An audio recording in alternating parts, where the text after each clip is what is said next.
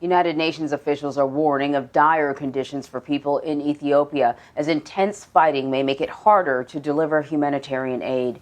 As rebel forces are closing in on the country's capital, the United States and African Union say they see a small window of opportunity to end the fighting. In an effort to keep peace, U.S. Special Envoy to the Horn of Africa, Jeffrey Feltman, has returned to Ethiopia. Debora Patta reports.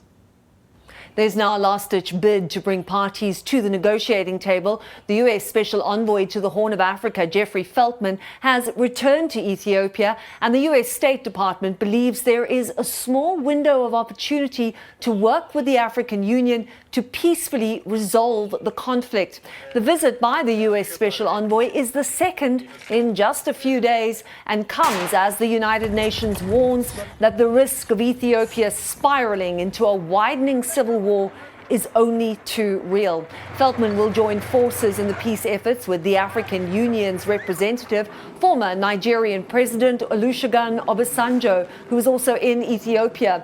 Washington has repeatedly called for an end to hostilities in the country, but tensions have escalated even further as rebels threaten to advance on Addis Ababa. And over the weekend, tens of thousands of Ethiopians held pro-government rallies where they pledged to defend the capital and vented their anger against countries that have called for ceasefire negotiations. Many rally-goers blasted Western media for broadcasting what they called fake news and held placards saying, "Shame on you, USA."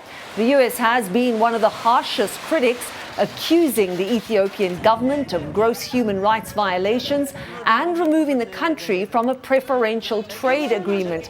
One of the biggest concerns is the growing humanitarian crisis, with over hundreds of thousands of people facing starvation. And aid trucks have been unable to reach the capital of the Tigray region, Mekelle, for 3 weeks now due to continued airstrikes.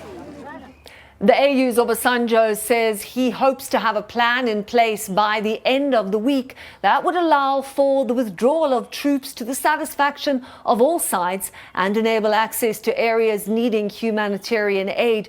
But he stressed that there was very little time left to do this. Vlad, Anne-Marie? Deborah, thank you very much.